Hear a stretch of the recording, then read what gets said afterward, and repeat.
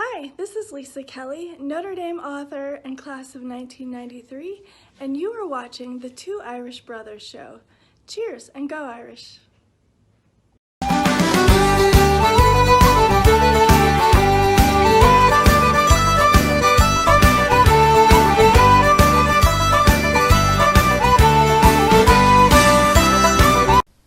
How's it going, everyone? I am ND Sean 45. I'm Irish Benjamin 57. And together, we are the Two Irish Brothers. Now, we have a lot in store for you guys here in this episode. A lot of things to talk about. Even some news that just happened before we started to do and record this episode. But we'll get to that one thing at a time here.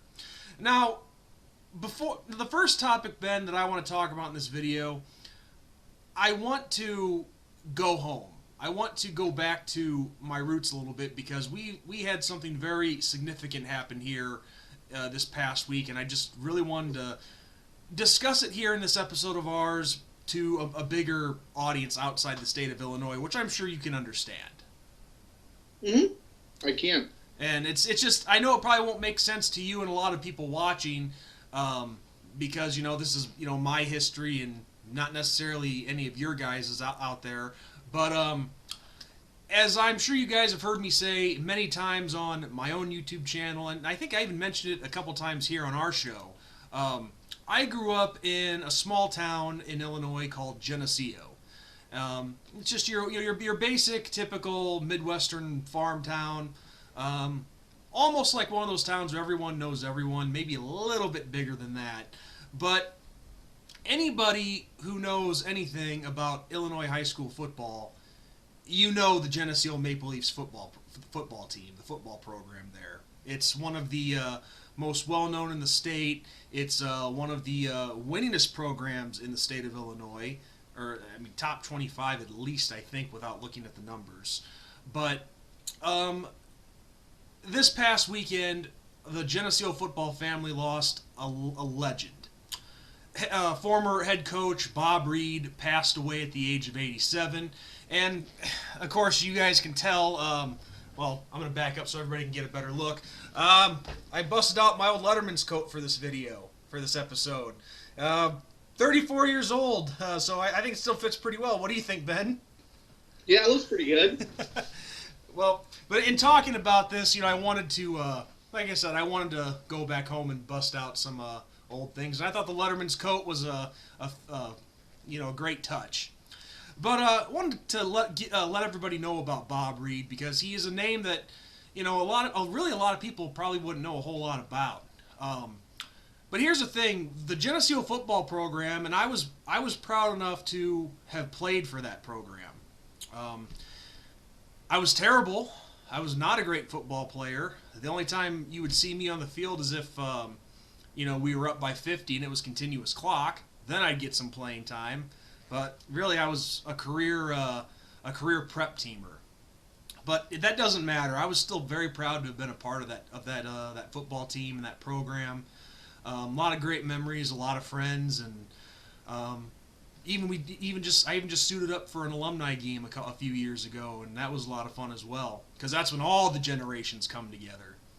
But with the Geneseo football program, back in the 50s and even into the early 60s, the Geneseo High School, believe it or not, they almost decided to scrap the football program altogether. Because prior to that, they really weren't getting anything out of it. There was a lot of struggle with the football team, and the school district just thought about scrapping it altogether because, what were we getting out of it? Who was it benefiting? Why even have it if it's just going to be, unsuccessful? Well, 1962, they hire Bob Reed as the head football coach, and he brings a whole new dimension to that football team. Introduces the wing T formation with the three running backs, almost kind of like a wishbone or a veer offense sort of thing. It's kind of hard to describe, but it's one of those offenses. It's almost like how the service academies run. Doing the option, you get 4 yards every play, go on 9-10 minute drives, finish with a touchdown, that kind of thing. And for decades, that offense worked, and the success that got started under Bob Reed at Geneseo, it speaks for itself. But Bob Reed came to Geneseo in 1962. His first season there, they were 4-5. And if this gives you any idea of how much his coaching turned that program around, we did not have a losing season at Geneseo until the year before last. Other than that, we'd had a over 500 record every year. Impressive. Yes, it really is. I mean, we're coming off 2 straight 4-5 seasons, but teams are going to go through their hard times. But you know what? Talking about the current team, that's another video for another day. But Bob Reed, I think he was 70. He was there from 62 to 78. So he was there for quite a number of years. Now the state of Illinois didn't start having playoff formats until I think it was 1973 that was introduced. So I can only imagine how many more state titles we would have won had it started a lot sooner than that. But Bob Reed, in his time at Geneseo, he was, and I brought this up because I want to get the numbers correct. From 62 to 78, a record of 146 wins, 21 losses, and 4 ties. Now I don't. Yeah, and his last 3 seasons were 3 consecutive state title teams. Repeat. Yes, a three-peat. And after his time at Geneseo, he went on to be the head coach at Augustana College in nearby Rock Island, a Division III school. And what happened there? I dropped my phone. I bumped it with my hand. I don't have my mat over my little makeshift table that I have my computer on, so it kind of fell through the cracks. Anyway, continue on. Sorry. This show is raw, folks. Whatever happens, happens. But anyway, so after Bob Reed, after his tenure at Geneseo, my alma mater, which I'm very proud of, which continued a winning tradition at Geneseo, he went on to become the head coach, like I was saying, at Augustana College in Rock Island, a Division III school, and he continued his success there. I think it was his first season. No, not his first season, but like a couple seasons into his tenure, they made the Division III national championship. Lost that one, but then after that, they won 4 consecutive Division III national championships.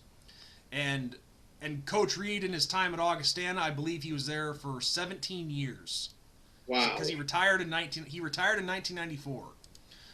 His teams at Augustana were 146, 23, and 1. Plus, I think an unbeaten streak of, oh Lord, I think it was 60 games. Let's see, maybe I can bring it up. Wow. Yeah, they had a 60-game unbeaten streak at Augustana. And I know a lot of you are thinking, oh, Division III. I don't care what level it is. That's pretty impressive. No, that's an impressive feat no matter what level you're at. So yeah, he had success at both levels. And actually, as a matter of fact, ESPN came out with the top 150 college coaches of all time. Bob Reed was on that list at number 81. Wow. Which I know it's deep down there, but still 81. Right. And you think of how many different programs and how many different coaches have come through programs. I mean, that's incredible to even be in the top 150. Yes. Of all time. I mean, that's just insane. Mm-hmm. And especially to be in that status at a smaller, pardon me, good grief, a smaller Division III school, for crying out loud. I mean, that's saying something in and of itself. So yeah. So yeah, and even in his time at Augustana, they never had a losing season. I think the worst season that they had was 6-3. Yeah. So this was a man who knew what he was doing, knew how to coach, and I never had the chance to meet Bob Reed, never had the chance to talk to him, but it's weird. The recording program cut out you for a second. Things happen, but regardless, like I was saying, even though I never had the chance to meet the guy, there's no doubt in my mind that he was an absolute legend in the ranks of college football coaching and high school coaching, just football coaching in general, man. Yeah. Yeah.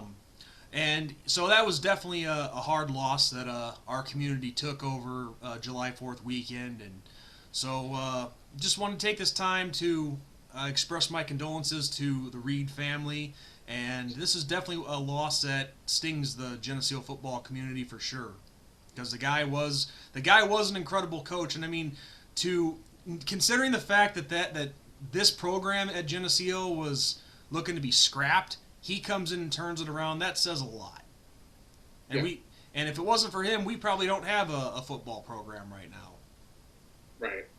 So yes, again, if anybody from the Reed family sees this, my condolences to all of you guys. And I'm sorry for your loss. So rest in peace, head coach Bob Reed, who passed away at the age of 87. And this is a quick moment of silence.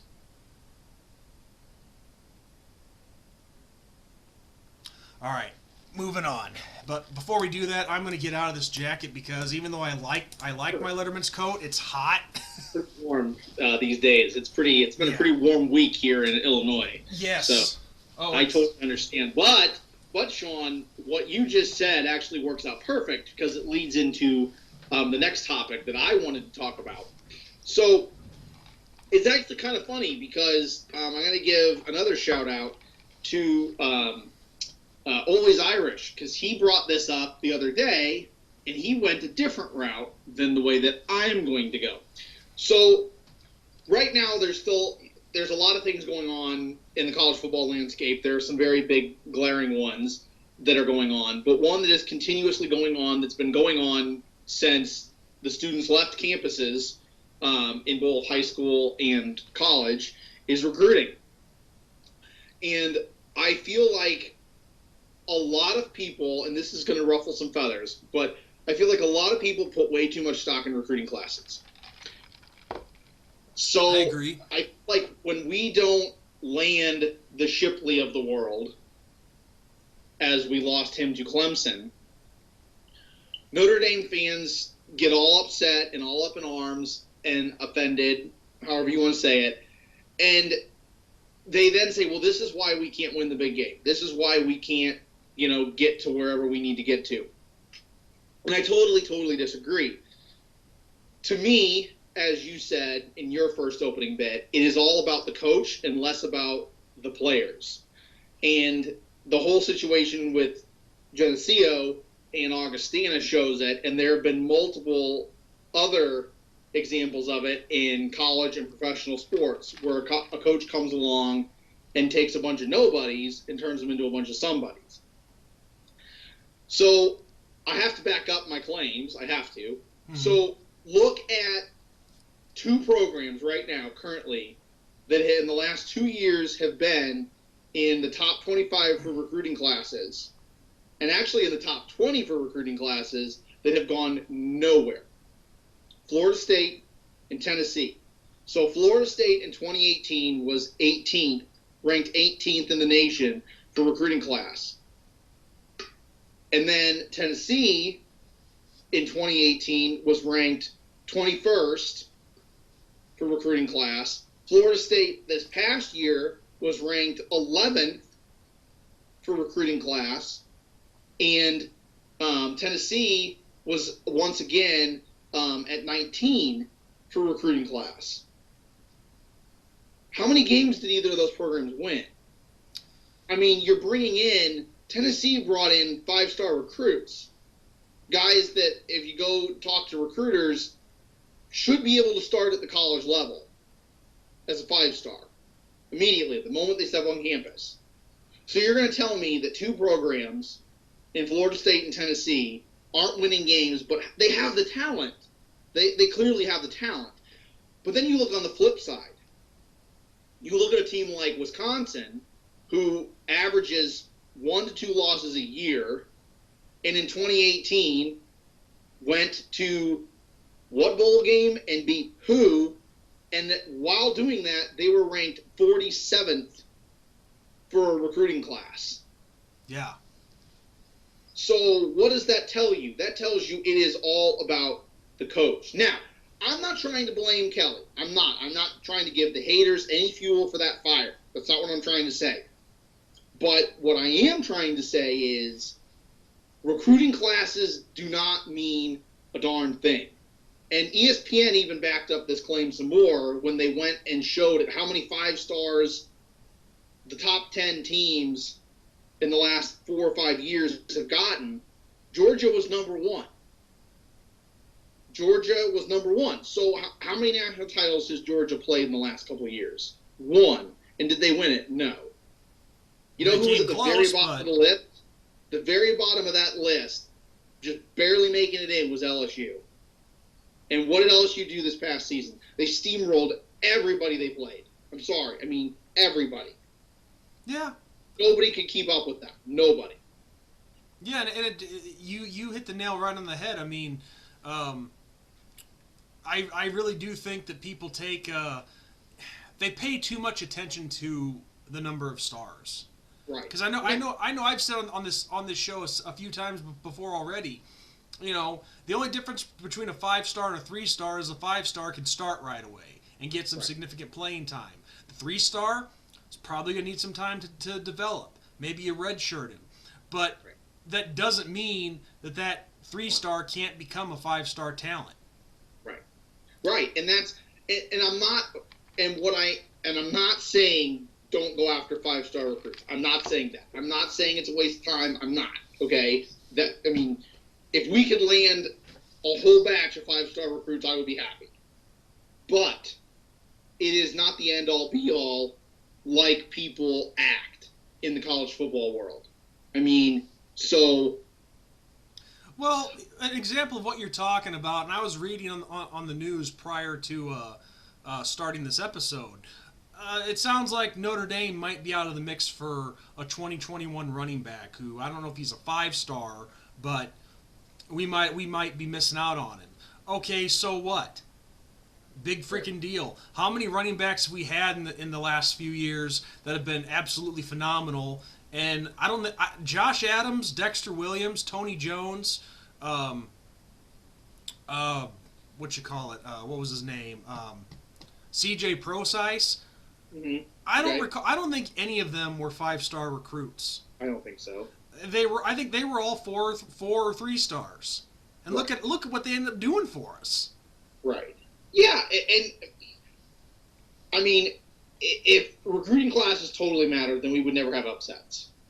Exactly. I mean, we wouldn't. We would. I mean, would Appalachian State have beaten Michigan? No. Would Dakota have beaten Kansas? No. I mean, so football is a team sport. Period. And it is a sport where if you play your game, you can beat anybody on any given Saturday. I want to add something onto that comment, Ben.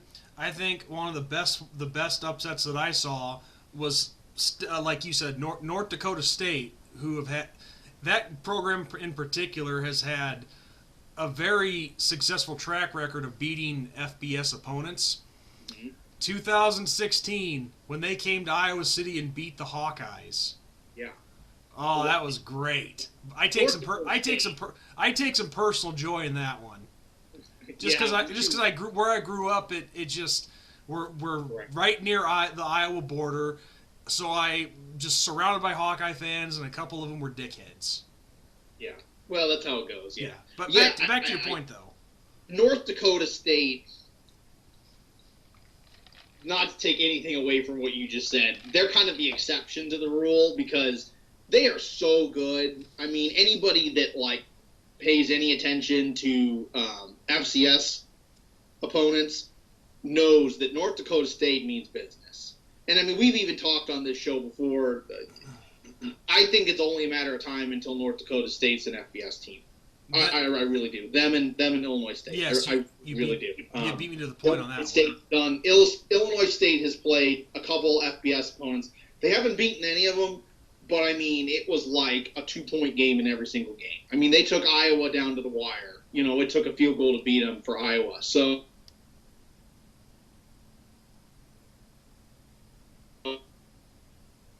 monster program that a lot of people don't know about, but they're those teams that they're giant killers, and they when they play their game, you know, it's on, and they play with a chip on their shoulder, and that's why I like them, because they go into those games knowing that they can win and know that they can pop that team in the mouth, and they do. I mean, and it's incredible. And I hate saying that because I can't stand North Dakota State. They've beaten Illinois State, a local team of mine, twice now in the playoffs, and actually once in the national title. And it stings to see the same team get you again. So yeah, I know. Going full circle back to the recruiting thing, those are guys that are 1- and 2-star recruits that they're getting. And I mean, look what they're doing with their programs. Yeah, and because I think a big part of it too is those guys are so hungry as well that they got passed up by the bigger schools, and they want to prove like, hey, we belong here. So that's my point. I mean,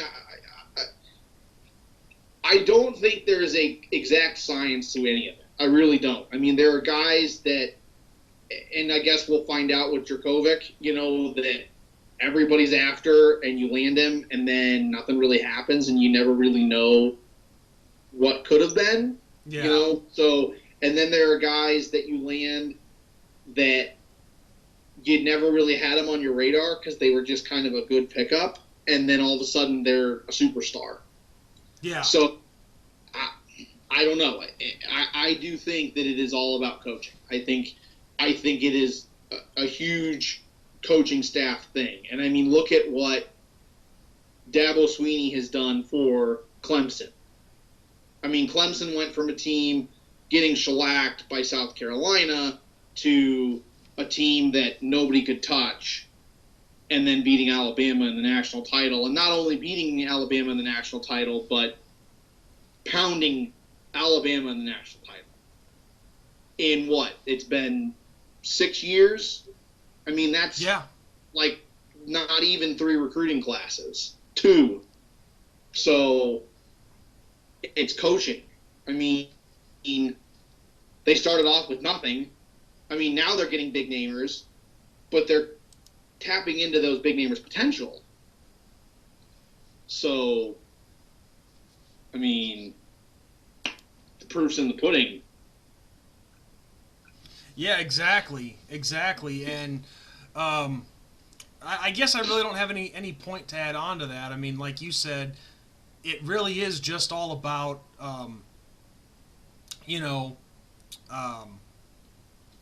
just the coaching, what he can bring out of the guys.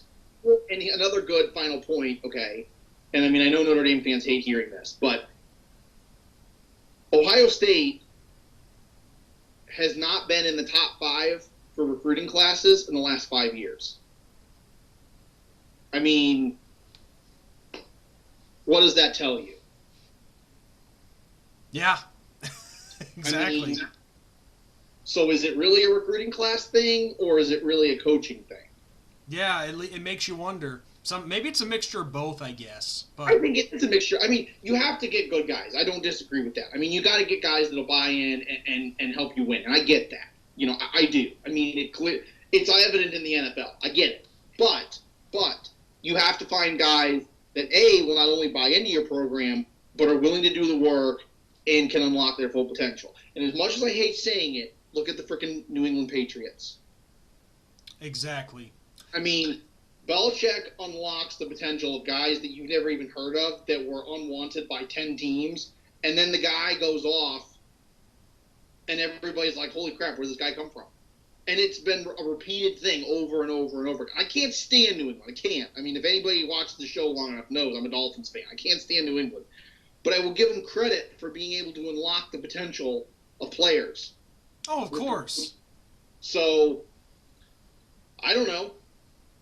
Yeah, who knows?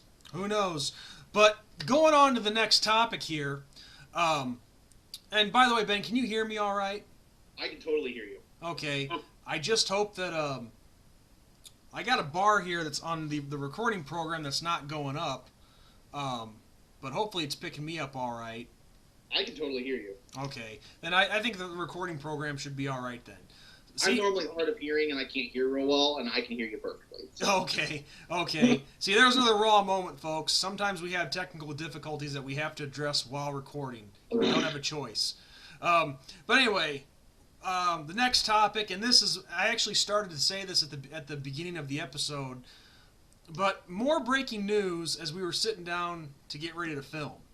So we all know by now that the Big Ten is going to a conference-only schedule this upcoming season, which canceled the Notre Dame matchup with Wisconsin at Lambeau Field, which sucks for me personally because I was looking to make a weekend trip out of that. Yeah, there were a lot of us that were looking to do something like that, and it's a crying shame because, me and Sean are closer to Wisconsin than a lot of people, so it would have been neat to go. But I had other people asking me too, "Oh, you going to the game?"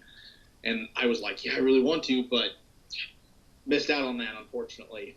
Yeah, same here. Now everybody's missing out on it. But this is becoming breaking news. I'm sure there's going to be more information that's coming out as we film this episode. But it looks like the Pac-12 has officially announced that they're going to follow suit and go to a conference-only schedule. So that means historic rivals USC and Stanford are off the schedule for us this year, which has our current schedule down to 9 games. Now, I don't know for sure what's going to happen with the Big 12 or the SEC, but the good news is that the ACC, it looks like they're going that direction too, even though they haven't made it official. But the good news is that the ACC did say John Swofford, the ACC commissioner, he said that he would help us with scheduling games. Yeah. Now, personally, at this point in time, I don't really know what to make of this, because there's so many things to factor in here. I don't exactly know which direction to go here, because you could have some conferences that, and I'm talking not just the Power 5, I'm talking all across the country, Power 5 and Group of 5.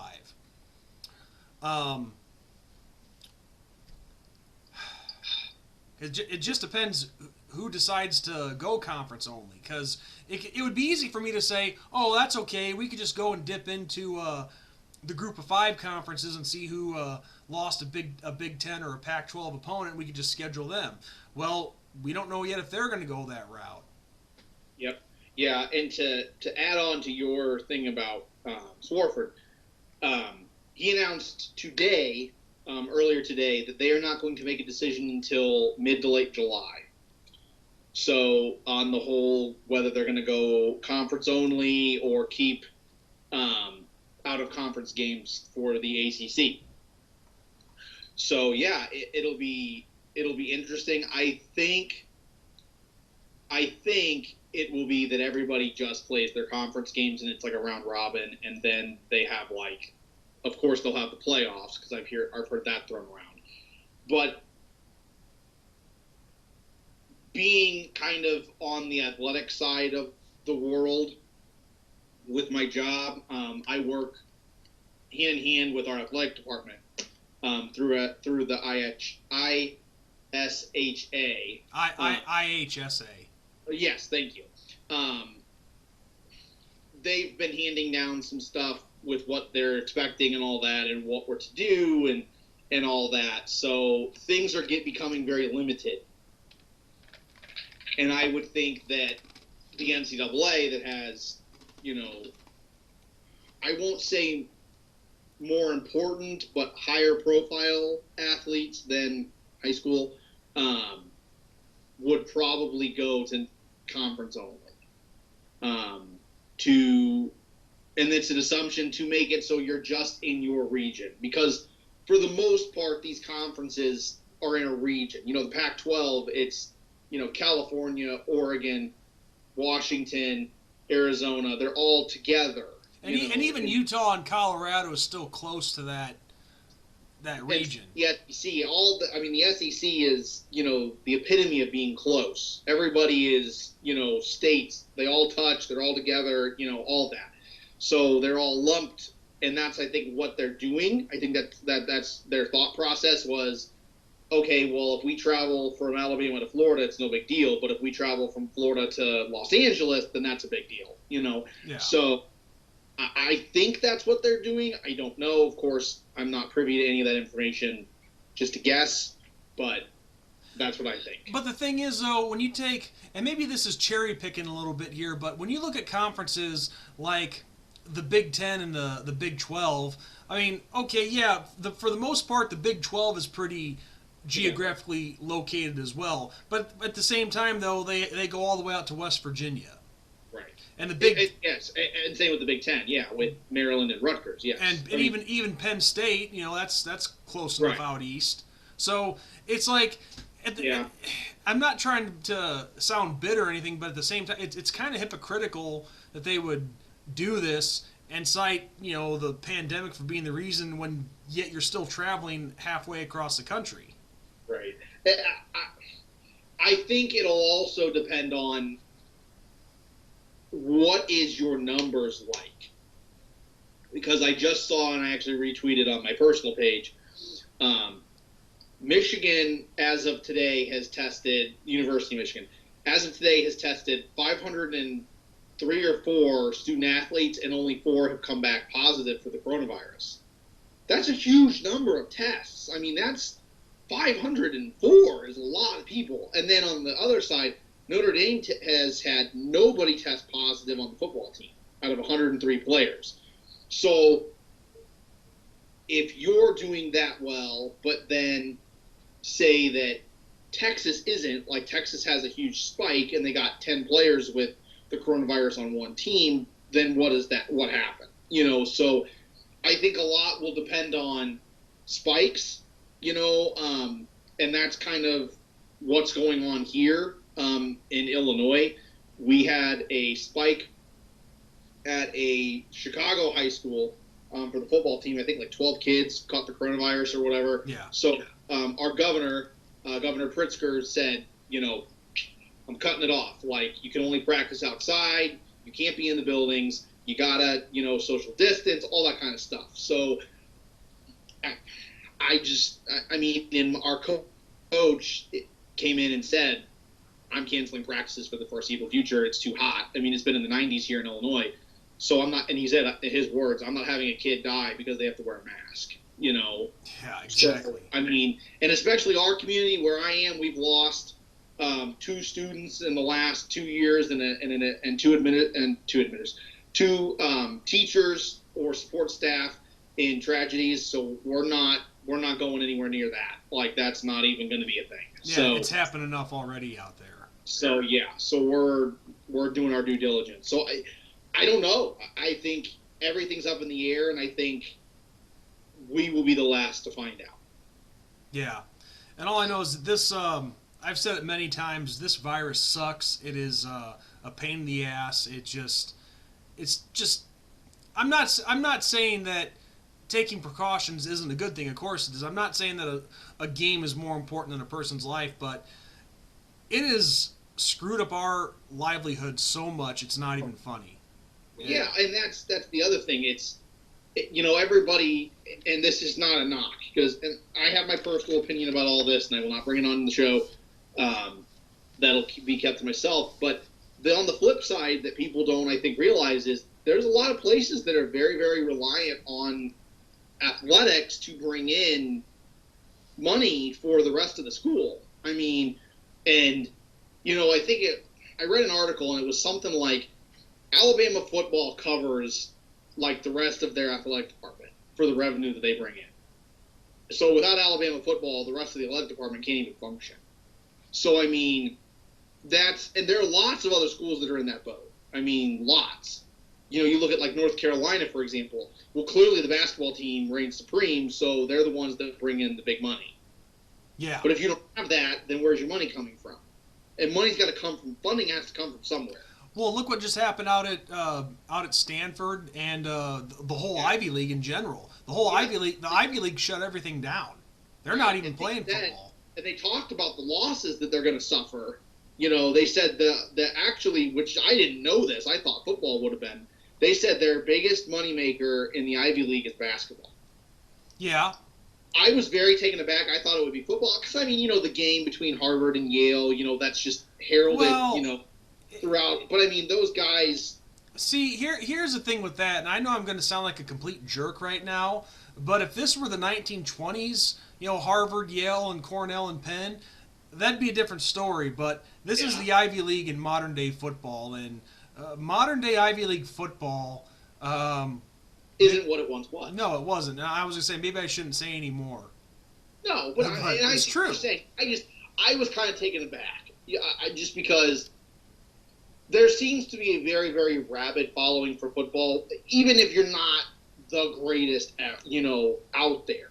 There are lots of little programs, I mean, even in FBS that you look at, and I mean, their stadiums are full, even when they're playing whoever, So I just kind of assumed, since most schools, that's where the vast majority of money comes from for most schools is football. I assumed, like Harvard and Yale, and then they say basketball, and I'm kind of like, wait, what? So. Well, that's definitely, you do see your fair share of Ivy League teams in the NCAA tournament every year, so. That's true. That's a very good point. Princeton's in it just about every year, and so is Cornell. So I will agree with you there. Yeah. And also, but also, I wanted to touch more on the situation at Stanford. What was it like? 11 varsity sports that they canceled. Yep. And now, of course, I'm not saying that this isn't significant, but let's be realistic here. And I'm not saying that the people in these sports aren't great athletes. Of course they are. But do you think you're really going to see people lining up to go watch a field hockey game? No. Or rowing or fencing? Right. But it is still significant that you're canceling all these programs. These kids that have worked their asses off. Yeah. Are losing a year. I mean, thankfully, I saw somebody, tweet about this, and I responded. They basically said, what would happen? What would happen if, football took the year off? I mean, what would they do? And then, of course, somebody very pessimistically said it's the NCAA. They wouldn't give them an extra year of eligibility. And I commented and said, well, with the spring sport situation, which they canceled spring sports in the NCAA, the NCAA released a statement like right after they did and said all those kids are welcome back for another year of eligibility. So to me, that precedent has been set. So now, if we don't have football or basketball or whatever else, they will continue with that precedent where it's, okay, you missed this season, it sucked, I'm sorry, we had to do this, but you have another year. And you're not going to be penalized, and you're not going to, all that. Yeah, because nobody knew that this was going to get that bad and get to this point. Well, I mean, this is like what we call it in the educational world, an act of God. It's an act of God situation. It's not like the NCAA is like, well, there's going to be a pandemic, and we're gonna have to cancel everything. It's bam, it happened. Bam, you have to respond. Bam, you have to make a hard decision. And the other problem is, too, and this is what I say with politics in general, when there's a big decision made, especially like with this pandemic, you're going to piss off half of the base no matter what. There's always going to be half of the people that are not okay with the decision you made, whether it's the right or wrong decision. So it's a lose-lose. You're going to have to make a hard decision, and it's going to suck, and it's whatever. And you just have to go with it. Yeah. And with going back again full circle to everything here, with in regards to conferences going to a conference only schedule, and like Stanford and the all this together, actually I should say, with Notre Dame situation, going back to that, it's kind of hard to make a predicament at this point, but I can tell you one thing for starters. I know that you said the ACC is looking to make a decision by mid-month, later month. When did you say? Mid to late July is what I could actually pull it up real quick on Twitter. Okay. They released a statement from the commissioner, and he said, we understand that that everybody else is kind of making decisions, but we're going to wait to see what happens and all that. Let me pull it up. Well, I mean, I guess it doesn't really matter, but the point that I'm getting at is the entire FBS, all the conferences, Power 5, Group of 5, I think they really need to have a set deadline where everybody decides what they're going to do, and sooner rather than later. So that way, with this as short time away as we are till the season starts, with obvious schedules being needed to be redone and whatnot, they need to make a decision quick so we can get going on putting these new schedules together and getting new teams on there. One thing that I kind of Sean and I have talked, about all this, privately and stuff. And I brought up a really good point the other day when we were talking about this. Kind of the blessing could be that if we're not going to have fans in stadiums and stuff, it'll be a lot easier to reschedule games.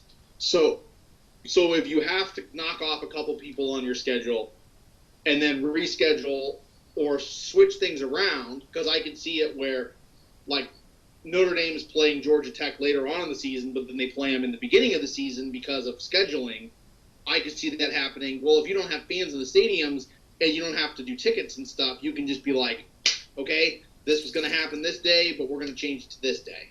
And then it's not a big deal because the team's any place, anytime, let's go, So we'll see. But I agree that there needs to be some set deadline, and I think that they'll probably be August will be the cutoff, the beginning of August. But this, I just found it. This is the statement from the ACC commissioner. He says, the health and safety of our student athletes, coaches, and administrators remains the ACC's top priority. As we continue to work on the best possible path forward for our return to competition, we will do so in a way that appropriately coincides with the university's academic missions. Over the last few months, our conference has prepared numerous scenarios related to the fall athletic season. The league membership and our medical advisory group will be making every effort to be as prepared as possible during these unprecedented times, and we anticipate a decision by our board of directors in late July. Yeah, so, in my opinion, I think they should try to shoot for sooner than that. Yeah, well, the other issue too is that how many teams do we have now in Division I? I think it's like 126 or 129 or something like that. Give or take, yeah. So you got a lot of athletic directors doing a lot of things, having to talk to one another because, they're the ones that schedule all this stuff. Right. Working with athletics, I never really saw that side of things, and now I do. Our athletic director, he was a phenomenal dude. He just retired after, I think, 15 years of service. He was a guy that, if it tells you anything, he worked between 80 to 90 hours a week. Holy cow. And our athletic director was the guy that whatever he asked you to do, he was willing to do. He would, classic like John Wooden, he would sweep the floor for the basketball team or for whoever. He would not ask one of us custodians to do it. He would do it because that's how dedicated he was. So these athletic directors, they put their heart and souls into all this stuff, and they're so busy. They're busier than most people think. So I could see that's why they're going to wait till the end of July to make a decision, because it's not just, we focus on the football aspect. It's not just football right now. It's all the sports. It's a whole bunch of different sports, in the college football, in the college collegiate world.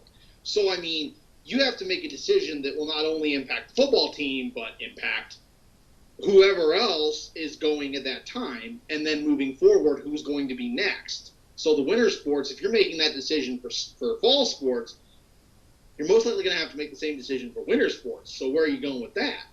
So. Yeah, I guess I didn't give them enough credit, which I never discredited them, but right.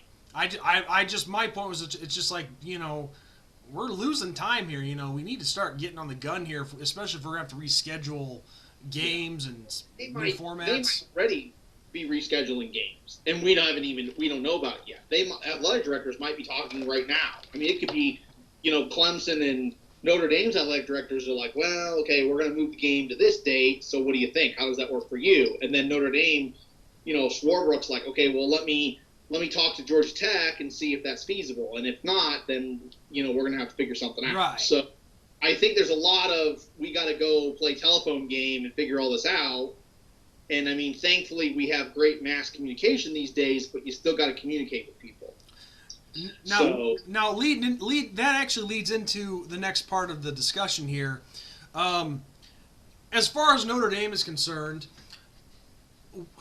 they're obviously John Swalford of the ACC had said that they will help us, even when it sounds inevitable. Like I said, that the ACC will do conference only scheduling as well, but they would help us, considering the fact that we're an independent.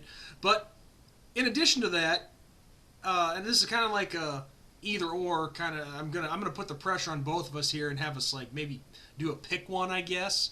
Yeah. But there was an article written by what's his name, Brian Driscoll of what site was it? I think it's Sports Illustrated for the Irish. I don't know quite what he writes for. Well, all I know is I'm pretty sure it was his article, and he wrote the idea about the Big 12 offering the invite to us and Brigham Young to make it 12 teams again for just temporarily for this year, since the pandemic and stuff is going on and screwed up a lot of things. But first off, I think I can speak for everybody that if we had to join a conference for this one season, that'd be better than nothing. Yeah. But if you had the choice, Ben, and of course I know that scenario in that article with the Big 12 offering us and BYU is a long shot, probably not going to happen. Would you rather do that, or just have Notre Dame play an ACC slate and be a part of their conference? I would rather them be in the ACC, and my reasoning is that we already are going to play 5 ACC teams this year. 6 this year. 6 this year. Mm-hmm. So if you want to keep the in-conference play, that's what you got to do, or else you're going to have to scrap those games with Clemson and Georgia Tech and whoever else. Wake Forest, I think, is the other one. Duke. I think we play Duke this year. So I mean, and we've already kind of pledged our allegiance to the ACC. I mean, we're in the ACC in every sport except 2, quote unquote. Hockey, for obvious reasons, where we reside in the Big Ten. And then football, but we have the partnership with the ACC with football, where we play at least 5 ACC teams every year. And then, of course, we also made the partnership where they said, if we finish better than the conference champion of the ACC, then we get the bowl bid for the ACC. Okay, and also what people got to remember too is with hockey, that's NCAA hockey and the conferences are set up a lot differently. Yeah, but I mean come on. You play in the ACC and every other sport. I mean, that's for the most part they're Southern teams in the ACC. Clemson, Florida, or South Carolina State. Florida, Virginia. Those are Southern states. So I mean, you really think that those Southern states are all going to have little hockey programs? I mean, come on. No. Hockey's played in the North. I'm sorry. Yeah, it is. It is. But so I think that the more likely path is the ACC. I think. And that's the thing. Those 6 games we know are staying on the schedule based on Swalford's remarks. Right. But then how would it? But see, the other issue though is how would that work if we wanted to play if they only go in conference? So if we go and join the Big 12, do we play only in conference games with them, or do we play 6 games with the ACC and 6 games with the Big 12? Well, people would lose their freaking mind. No, the thing is, with the example of the Big 12, I don't even think it could be an option because we couldn't just up and join the Big 12 because first off, that agreement is a contractual agreement with the ACC to play those 5 teams a year. Yeah. I'm pretty sure anyway. So if we just jump ship for this 1 year and join the Big 12, I'm pretty sure that would piss off the ACC royally. Yeah. Well, so here's you were asking. It was written by the blog on Longhorns Country on SI, so Sports Illustrated, and it's written by Chris Dukes, and he basically said why the Big 12 should offer temporary memberships to Notre Dame and Brigham Young. Well, there were a couple different articles. Oh, you froze up, Ben. Sports Illustrated Irish. That's the answer to that question. But yeah, so going back to what you said, that would royally piss off the ACC. And I think it would be really, really neat, and I won't take anything away from the article that I wrote. I wrote an article about this, where if we lose potentially 6 games, which we could because we'll lose Navy if we go to in-conference only, we'll lose Western Michigan, and then we lose Arkansas. Stanford. We lose Stanford and Southern Cal just now to the Pac-12, so that we're up to 4. Then you lose Arkansas, and then you lose Wisconsin, which we already lost. So we've already lost 3 automatically in Wisconsin, Stanford, and Southern Cal. So then who do you replace those games with? Well, the most likely scenario is the ACC, and that opens the door for some awesome teams that we have rivalries with in the ACC. Yeah, as you talked about the possibility of them going with Miami week 1. Yeah. So, yeah, I potentially think, and this is something that I brought up in my article, and let's give you a little preview of the article that I wrote on our newest blog, The Two Irish Brothers. And the link will be posted in the description box below, people, so make sure you go check it out. I went and I did my research. I looked at how many games the ACC is playing out of conference week 1.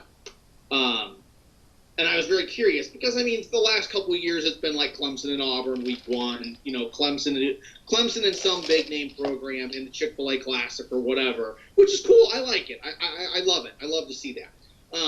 But anyway, I looked at who plays out of conference and in conference. Miami is one of the big ones that plays out of conference week 1, and there are a lot of other ACC teams that don't. So they're all playing each other within week 1. So Miami could be a potential suitor for Notre Dame and Notre Dame to Miami, vice versa, because they both have out-of-conference games, quote-unquote, week 1. And that would be awesome. I mean, could you imagine a Miami-Notre Dame matchup to start the season? I mean, I don't think it's ever happened. I don't. No, I don't think so. And, I mean, we remember what happened last time against Miami. Yeah, it was a disaster. That would be a fun game. But like I said, that opens the door for other things that we could do in the ACC. And then we can also take it a step further and say, okay, we actually just played a conference this year, and look what we did. So to everybody that's saying, well, Notre Dame never joins conference because they ain't good enough, there you go. I mean, if we were to play in the ACC this year, like just all games, every single game's ACC opponents, and we were to only lose 2 games, that would be a big statement to the rest of the world. Yeah, it's like that we can compete in a conference, so you guys can shut up about that. Like Clemson. I mean, and Clemson's Clemson right now. So, I mean, unless they're playing Alabama, they're pretty much always going to be favored to win. Yeah. So, if we lose to them, it sucks. I hate it. I hate losing. But according to the odds makers, it was supposed to happen. So in regards to this, I guess the reason that I bring this up is, well, it's projection time for both of us, or prediction time, I should say. Now, the way I see things going down, and these are the 2 likely paths that I could see happening. Myself personally, I think all the FBS conferences, I think they're all going to go to conference-only schedules. Which, by the way, I think it's a shame that they couldn't have taken Jack Swarbrick's advice and do a conference schedule +1, to where that would save our schedule. But that's beside the point. But at this point in time, my projection or prediction, whatever, I think all of the FBS conferences will go to conference scheduling only. And one of 2 things are going to happen. Either we straight up join the ACC in conference play as a temporal member for this year only, or we have an ACC heavy loaded schedule with a couple of other independents in there. That's where I see this go. That's where I see the season going. Yeah. So how about you? I think it will be ACC. Just ACC games. That's what I think, because why would the ACC commissioner come out and say we're going to help Notre Dame? I mean, so if he's saying we're going to help Notre Dame because they're independent and they might lose out on the chance, then to me that screams, okay, we want you to come into the ACC. We want this to be like a trial period for you, and then we want this to be a shoo-in where you actually like join the conference. Well, that actually could work out for the ACC, because how many chances do you get to have, like you said, a trial run? Right. I mean, and this is the perfect opportunity for all that. And I can't take full credit for this. I've seen blogs, other big name personalities talking about this, but I agree. I mean, this is a rare and unique situation for Notre Dame and the ACC currently, to say, hey, here's this. What'd you think of it? Wasn't that awesome? So why not come? But being heavily loaded with ACC teams and having the tie-ins right now currently with all other sports and the deal that we've worked out with the ACC, I don't see us going anywhere else. I don't. I mean, I don't. It's cool to think like, oh, we could play in the Big 12 and play Texas and Oklahoma and West Virginia and Baylor. It'd be cool. It would. I'd love it. But at the same time, I think the politics of everything would be like, well, wait a second. Notre Dame can't play 6 teams in the ACC and then 6 teams in the Big 12. That doesn't make sense. So yeah, it'd have to be one or the other. Right. But like I said, I mean that article with the possibility of us and BYU going to the Big 12 for this season. I mean, it's great using your imagination, but yeah, there's no way that I see that happening. I could see BYU or Brigham Young going to the Big 12. I could see that, because then that would put the Big 12 at 15 teams, because they currently have 14. Mm-mm. Or no, they don't. They have 10. I keep forgetting. They have 10. You're thinking of the Big 10. Yeah, so it would still be odd man out. You'd have 11 if Brigham Young comes along. So there would be one team that which of the other independents, this is just having fun now, if BYU, and which other independent could you see the Big 12 inviting if they go that route? Think of who the other independents are. There's UMass, there's Liberty, there's New Mexico State, there's Army. I thought it was New Mexico State, but I wanted to see if I was right. There's Army, and then there's UConn. New Mexico State, I think, for sure. Because the only reason I say that is because look where they're located. Geographically speaking, it makes sense. Yeah. So, I mean, it would make more sense for New Mexico State to play Texas, Oklahoma, TCU, Baylor, Oklahoma State, all those guys, than it would Liberty or UMass. I mean, Brigham Young would have I don't know how far Brigham Young would be. Because they do have West Virginia. Provo, Utah. So I wonder how far Morgantown is from those other teams. 1,500 miles? Yeah, so I wonder if Provo's 1,800? further. But, I mean, to me, it would be further than UMass going and playing Oklahoma. Right.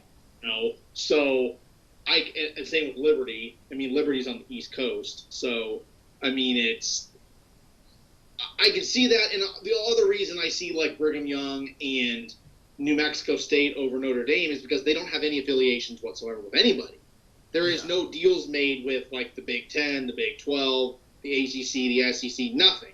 Like we do, where if we finish undefeated and Clemson only loses one game, we're technically better than Clemson, so then we would get the Orange Bowl bid automatically or a playoff bid over Clemson. And that's another thing too with first off, I almost wonder too if all the conferences go to conference only schedules, which like I predicted, I think they all will.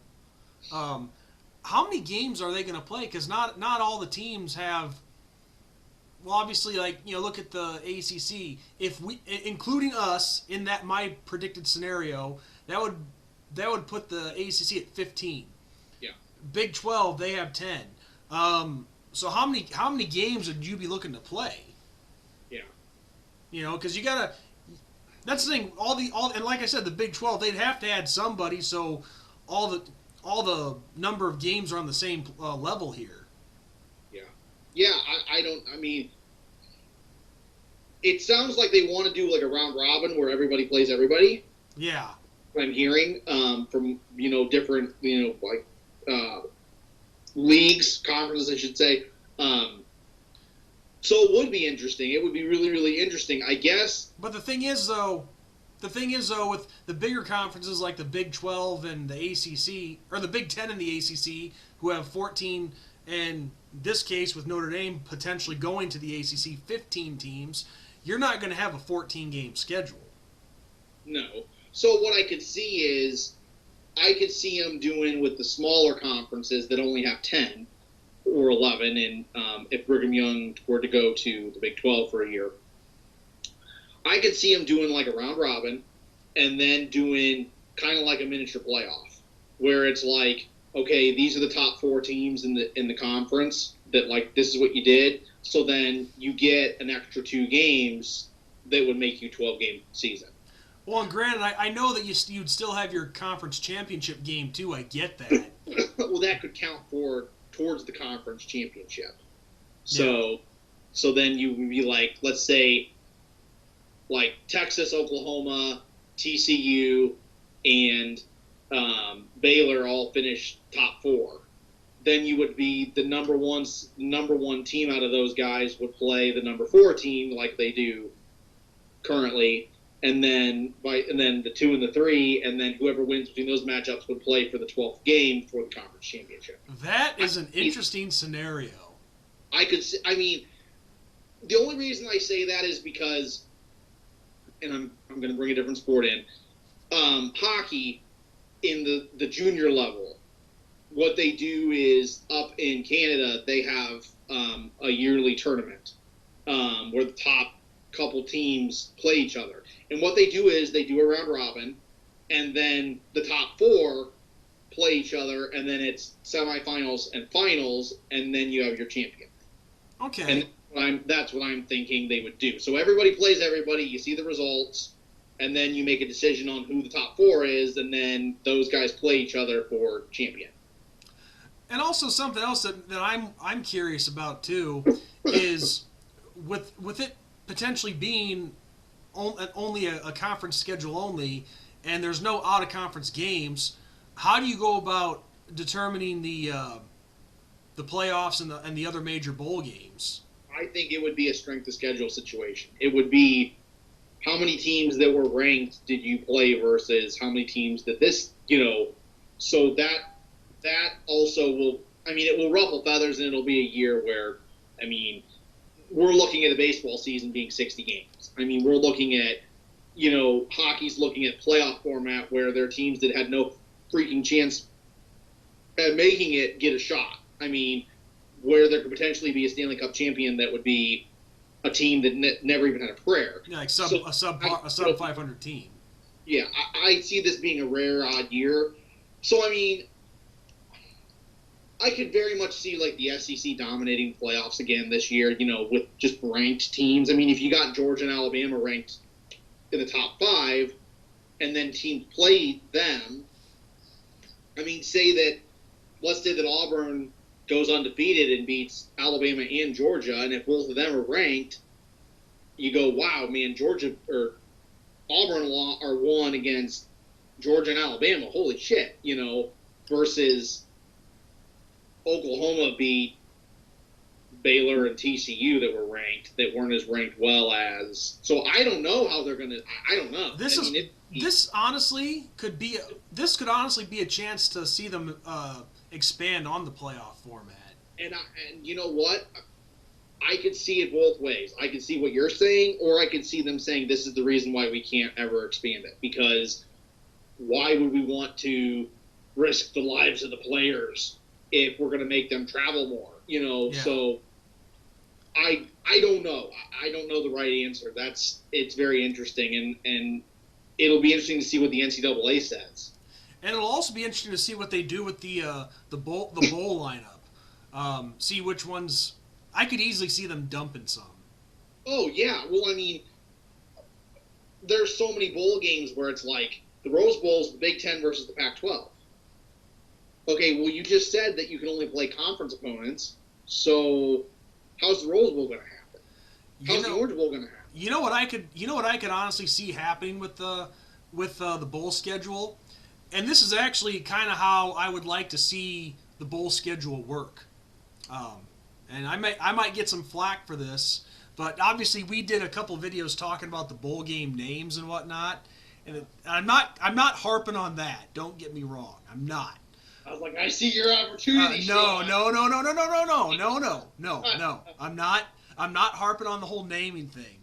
But what I could see happening is this: you could still keep the NY6 format the way it is and do that, and have the playoffs and the championship game, and then the 4 other major bowl games. But then below that, you just go with the ones that have the most history and nostalgia and the most tradition. So like you'd still have your Gator Bowl, your Citrus Bowl, your Holiday Bowl, Sun Bowl, and so on.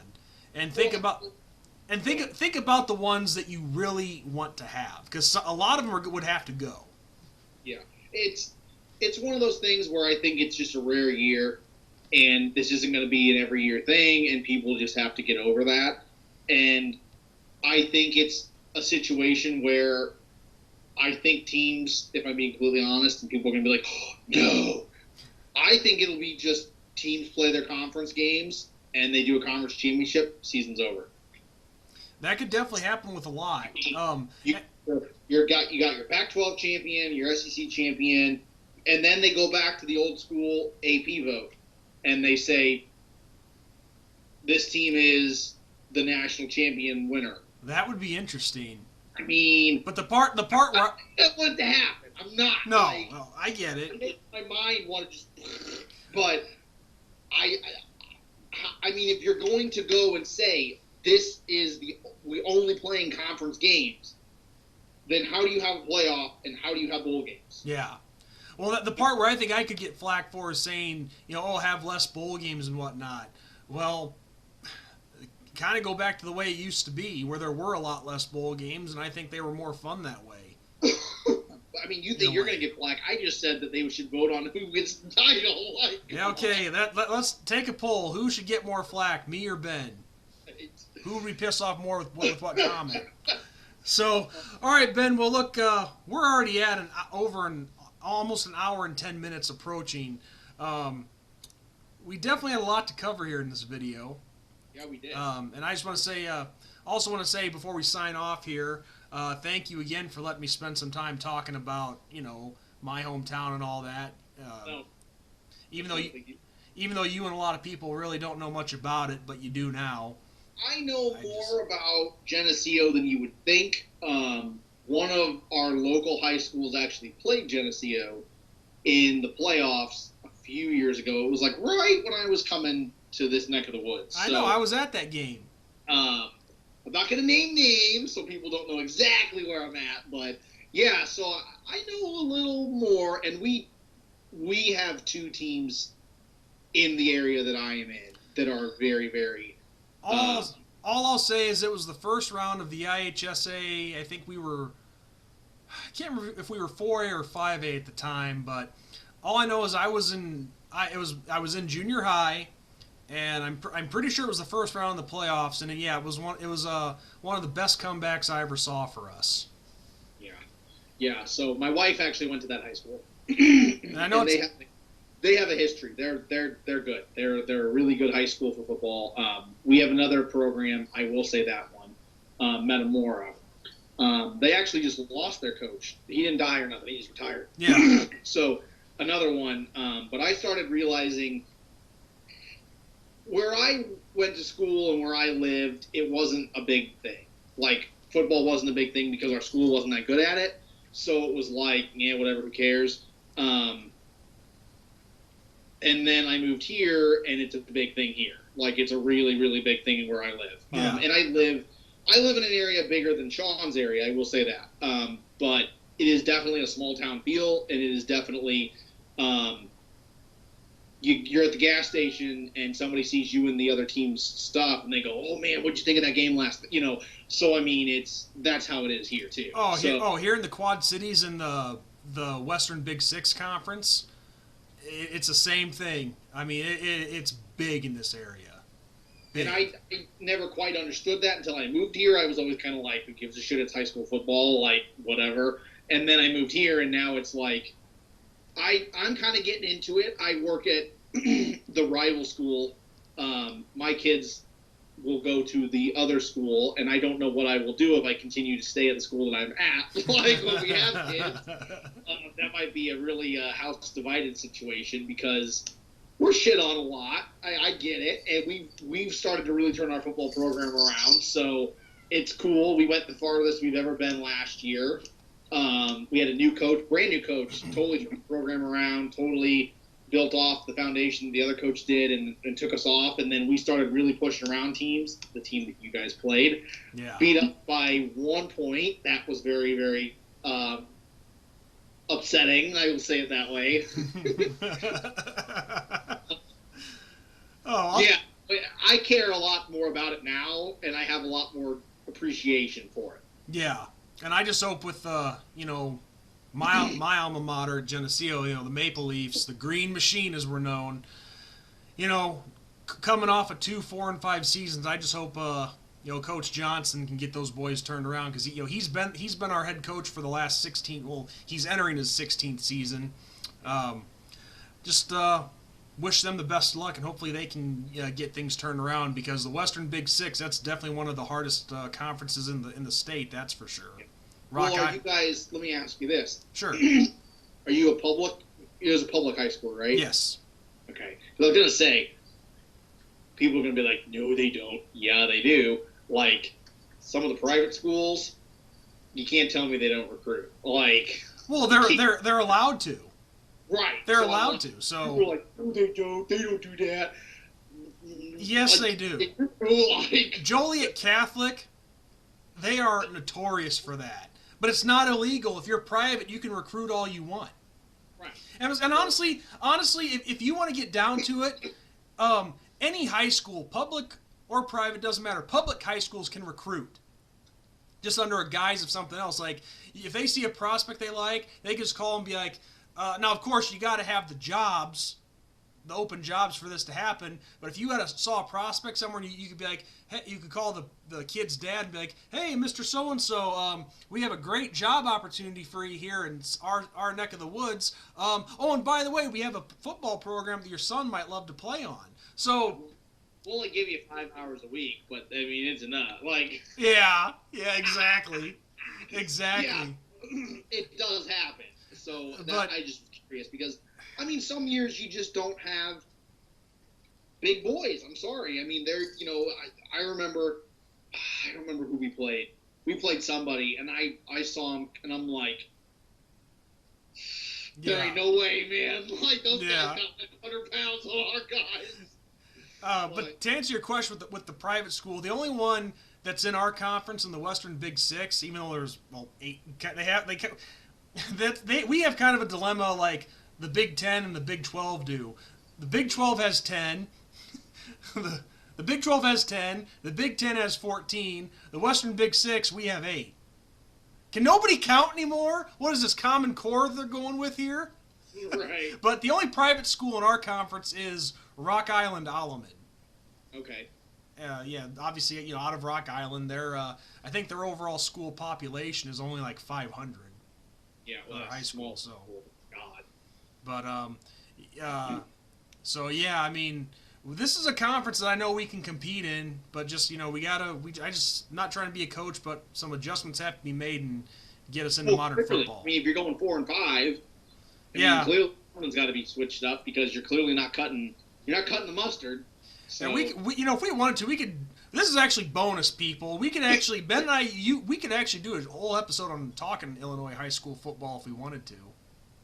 Yeah, we could. But all I know is I think that's a good place to cut it for now. But yeah, I don't have anything else to add. Ben, do you have anything? I got nothing. All right. Well, I hope you guys have made it this far. I hope you enjoyed it. I think there was a lot of good discussion. But of course, that's not up to Ben and I. That's up to you guys to decide. So if you like us, if you like what you saw here, don't just like the video. Hit the subscribe button, people. That's what is kind of been frustrating. Is a lot of people like what we put out, but they don't subscribe to the channel. So people, that's what helps us out the most. Subscribe to the channel if you like our work. Subscribe. When you subscribe to us, you hit that bell icon. You will always get a notification that tells you when our newest video is out, and that helps us a lot. So yeah, like Sean said, subscribe. Yeah, And don't just like. If you like this video, smash that like button down below. Yes. On that note, people, Ben said it the best. We're out for this episode. So on that note, I'm Indy Sean 45. I'm Irish Benjamin 57. Take care, everyone.